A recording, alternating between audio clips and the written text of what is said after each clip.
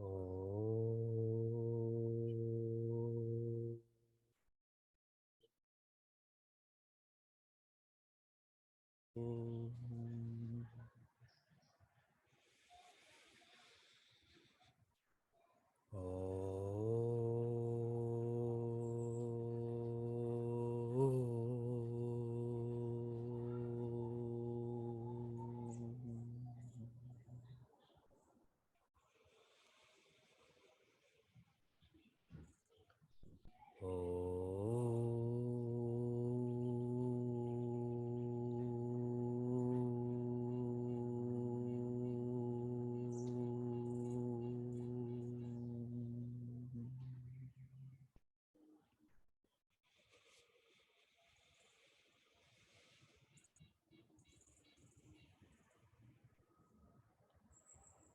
Welcome to Meaningful Mornings. Last year, our community engaged in an awesome challenge called the High Five Challenge. How many of you were part of that? By show of hands. Part of this challenge entailed sleeping early. This is for your body. Waking early. That's for your intellect. And studying early. That's for the mind. Sleep, wake, study early for the BMI. I recently listened to a podcast on our cells and how they're affected by time. I want to share a few insights with all of you and how this relates to meaningful mornings. Every one of us has a genetic clock, which means each cell of ours is affected by time. Within this genetic clock, what is healthy is when there's a balance between light and dark. That you experience light and darkness too. That's in reference to your resting and sleeping. This fine balance between light and dark helps one to heal more. The researchers even went to the extent of this prevents Alzheimer's to an extent. And think about it. SAD, or seasonal affective disorder, typically is associated with too much darkness, correct? Or too much light. That's seasonal also. And the researchers were sharing that because of electricity. And now for us, even more so the internet, we don't have that balance of light and dark. It's always light. In our rooms, there's always lights on. Beside our bed, our phone is always on. And so what we're experiencing is a social jet lag. How many of you have experienced physical jet lag before? By a show of hands. Almost all of us. And it's awful. You're trying so hard to be functional, but you can't. Too much tamas or lethargy. We feel that regularly without travel. Just in being a human and socializing, there's that tiredness and that lack of enthusiasm because we're not disciplined with our time. And this is one of the visions of meaningful mornings, and especially for those who commune through Zoom with your cameras on. With your cameras on.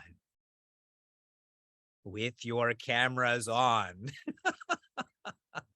Then you have to wake up early, correct?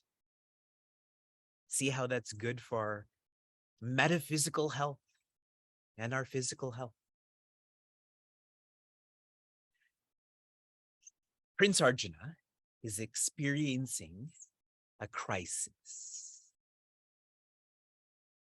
For the casual student of Bhagavad Gita, His crisis is one of responsibility, as in, he doesn't know what to do. For the serious practitioner of Bhagavad Gita, like you are, his crisis is not about the what, but the who. He does not know who he is. And so Sri Krishna is not making him more capable in terms of what to do, but rather is making him more capable about knowing himself, which is why Sri Krishna is offering Brahma Vidya. He's helping Prince Arjuna and us to remember infinity. If you factually remember infinity, then that will include you. You will never feel insecure. Why is Sri Krishna engaged in this? In chapter 10's verse 11, Anukampartham. If you read the English translation, Sri Krishna is doing this out of compassion. Now reflect on that. Out of compassion means his nature is compassion. So all that comes out of it will be compassionate. Bhagavati Sita, called Bhagwan Rama by many names, positive, but her favorite name to describe her dear husband, Karuna Nidhana, the one who's the source of empathy. What a lovely relationship they have. For many of you who are in our Practices to Perfection course, yesterday's discussion was, which article or being or circumstance has challenged you the most to be your best? And for those who are reflecting on this authentically and deeply, one seeker wrote, a flat tire. A flat tire challenged him to be his best. Those who are more authentic and deep about this, it would have been a presence who is acting out of compassion, correct? They love us and are not expecting that back. In verse 12, Prince Arjuna starts to share his reflections. A key word in verse 12 is para. In English, this would be described as highest. But for those who are personalizing this, it's not the highest, it means the deepest. The highest can elude you, the deepest can't. In verse 13, a key word is rishi. In English, this means seer. We typically feel someone who can see more. But they're not seeing with their eyes, they have vision. A rishi is a visionary. The visionary know that Sri Krishna is consciousness, the deepest aspect of who they are. In verse 14, Prince Arjuna describes Sri Krishna as Bhagavan. Please listen to this carefully. Please note this. The word bhaga means fortune. And that's why we use the term bhagya, is the one who's fortunate. Technically, Bhagavan, which casually in English means God, Bhagavan technically means one who has these 6 qualities. Here's what they are. Not in any particular order, but typically this is the order. Number 1, Aishvarya, the one who is joyous. Number 2, Dharma, the one who is responsible. Number 3, Yasha, the one who is revered. Number 4, Shriya, the one who is virtuous. Number 5, Vairagya, the one who is independent. And number 6, Jnana, the one who is wise. Anyone who has these characteristics fully, that personality is Bhagavan. And so if you connect the dots carefully here, what we are doing in Meaningful Mornings is trying to convert values into virtues. Shared differently, we're trying to become Bhagavan. That's what Prince Arjuna wants. That's what he needs. Verse 15. Though these verses are not heavy in content, this one is. So you have a whole weekend to reflect on this. And you're going to, correct? You reflect on these verses, yes? You reread your notes. Swayamevatmanatmanam Veta tvam purushottama Bhuta bhavana bhutesha Deva deva jagatpate. Swayam means by oneself.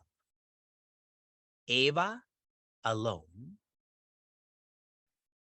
Atmana, atmanam, by yourself alone. And the next word has to be included to Veta. By yourself alone, do you know yourself?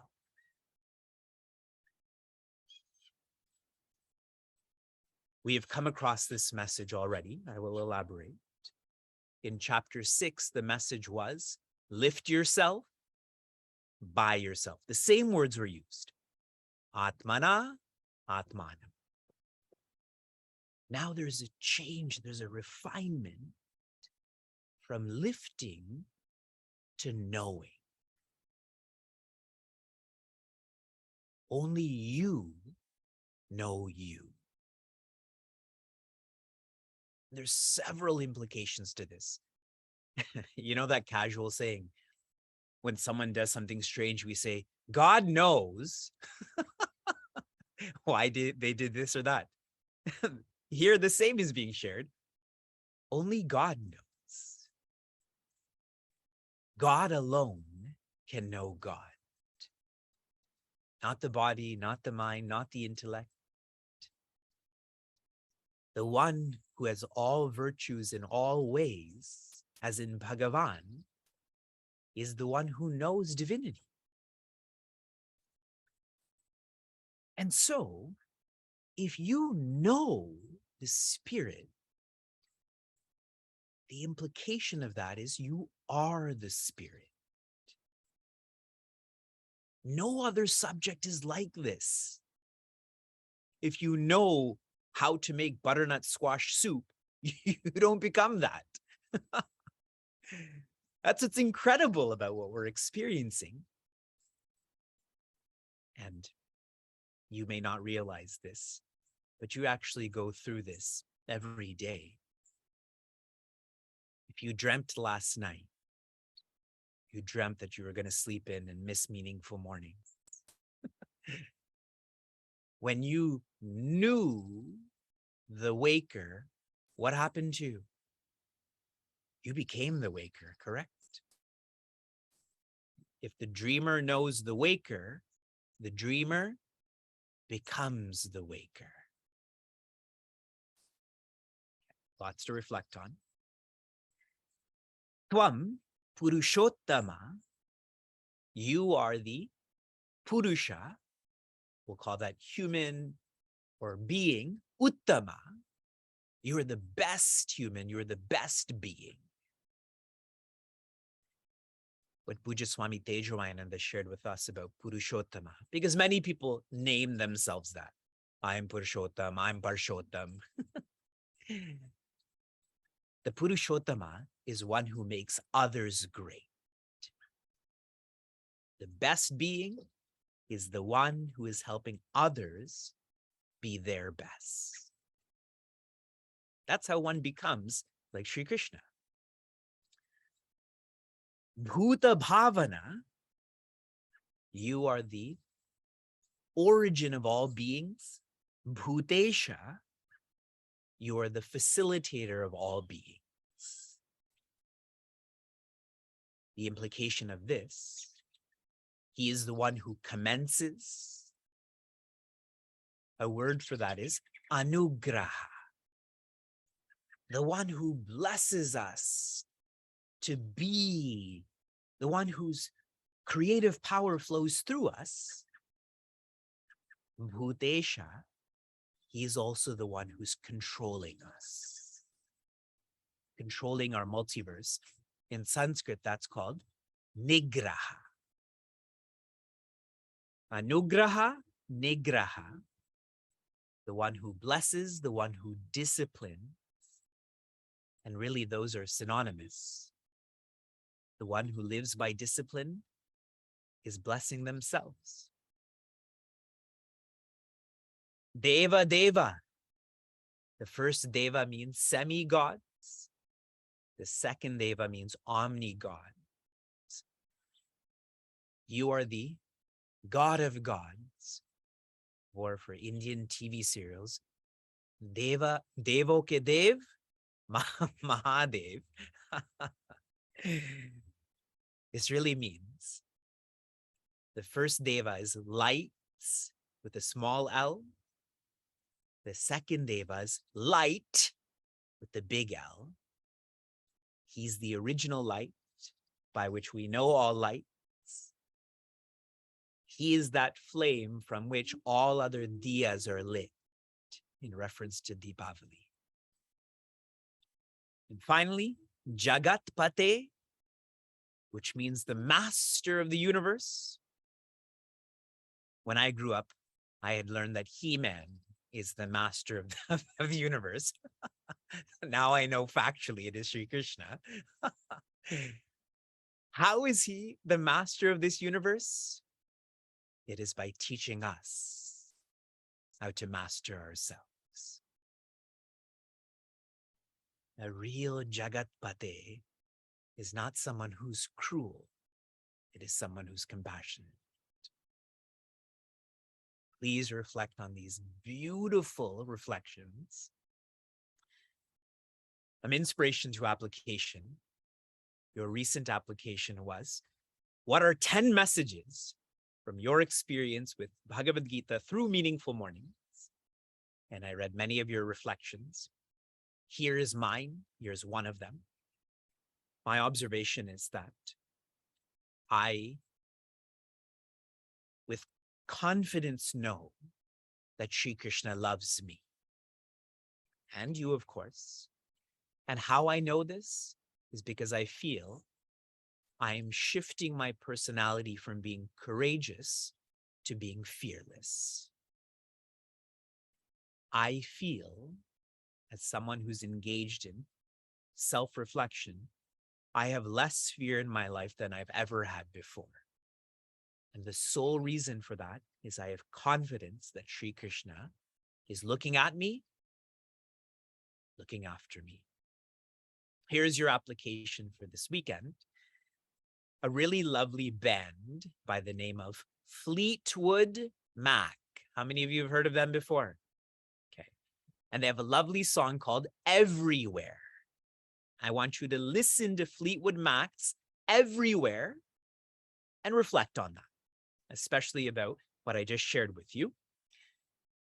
Shanti, Shanti, Shanti. Be safe, be sound, be serene, be joy.